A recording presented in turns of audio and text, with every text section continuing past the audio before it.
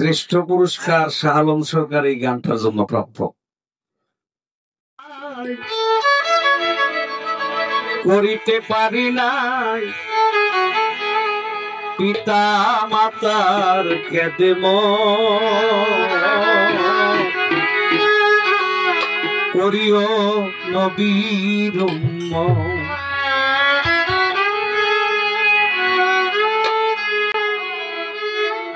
বর্তমান যারা ওই বাউল গানের লেখক আছে, শ্রেষ্ঠ পুরস্কার শাহ আলম সরকার এই গানটার জন্য প্রাপ্য।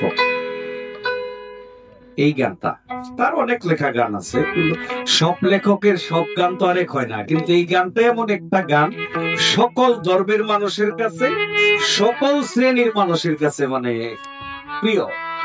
বাবা, আমি করি নাই করিতে পারি না, আমি করি নাই করিতে পারি না পিতা মাতার খেদম, করিও নবীর উম্মত, করিও নবীর উম্মত।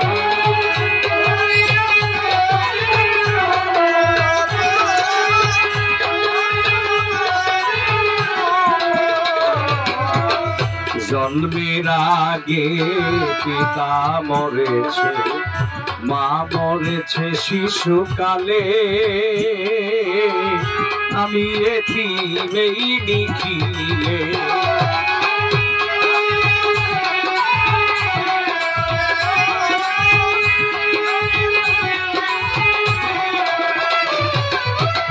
জন্মের আগে পিতা মরেছে, মা মরেছে শিশুকালে, নবী কয় আমি এতিম এই নিখিলে, আমার পিতাকে আমার মাতাকে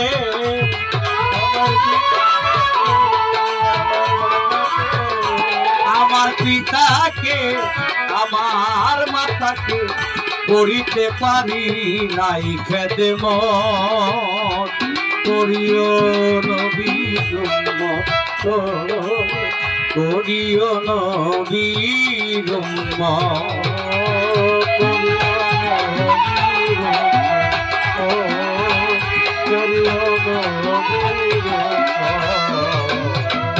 বাবাকে তোমরা কাবা জানিও, মদিনা জানিও মাকে, মা যদি গো বাঁচিয়া থাকে, যদি গো বাঁচিয়া থাকে, যদি গো বাঁচিয়া থাকে, বাবাকে তোমরা কাবা জানিও, মদিনা জানিও মাকে, মা যদি গো বাঁচিয়া থাকে, সেবিও পিতাকে সেবিও মাতাকে,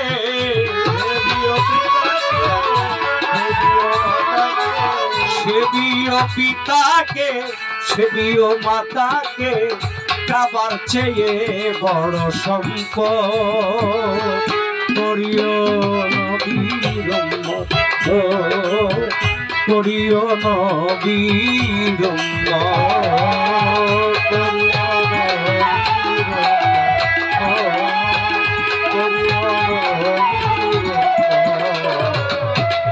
বাবার মুখেতে মায়েরও মুখেতে তুলিয়া দিবে যে খানা,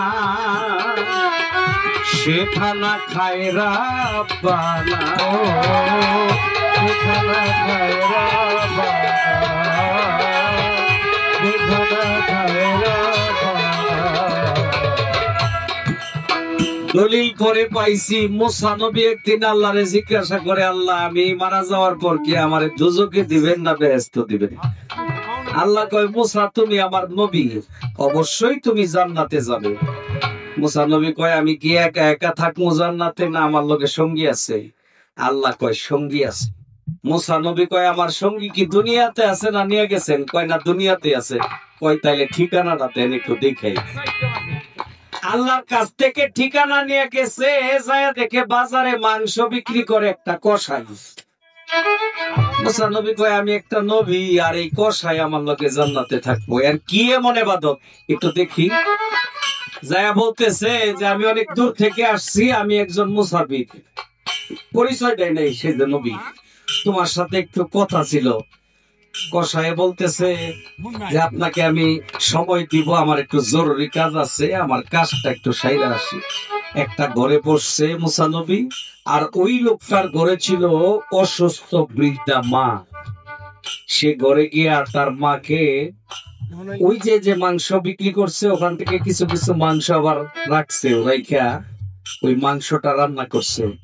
মায়ের নতুন কাপড় চোপড় গোসল করাইয়া পরাইয়া মার মাথাটা কোলের উপরে নিয়ে ওই মাংস টিপে টিপে নরম করে মার মুখে দেয়।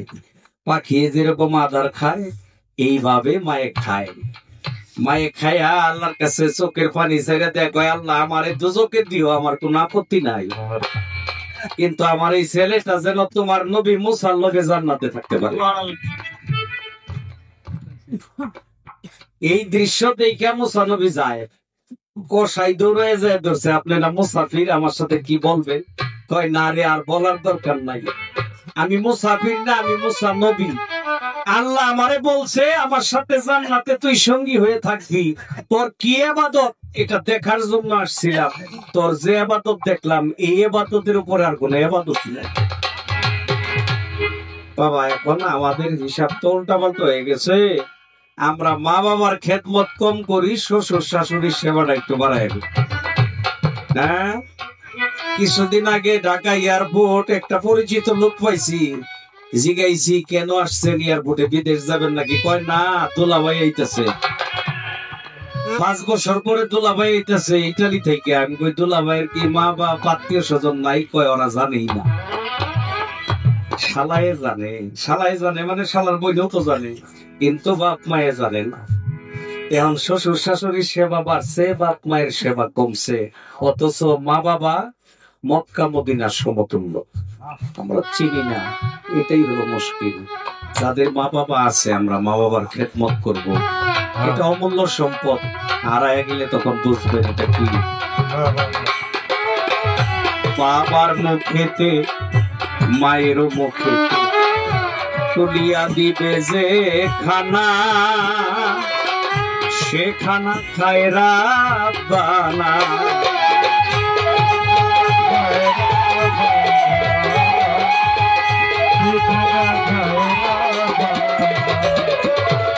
বাবার মুখেতে মায়ের মুখেতে তুলিয়া দিবে যে খানা, সে খানা খায় রাব্বানা। শাহ আলম সরকার বলে সবার দরকার, শাহ আলম সরকার বলে সবার দরকার, পিতা মাতার নেক বরকত করিও নবীর উম্মত, করিও নবীর উম্মত। আমি করি নাই, করিতে পারি নাই,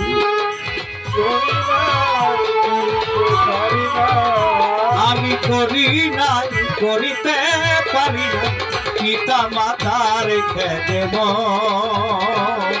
করিও নবীর উম্মত, করিও নবীর উম্মত,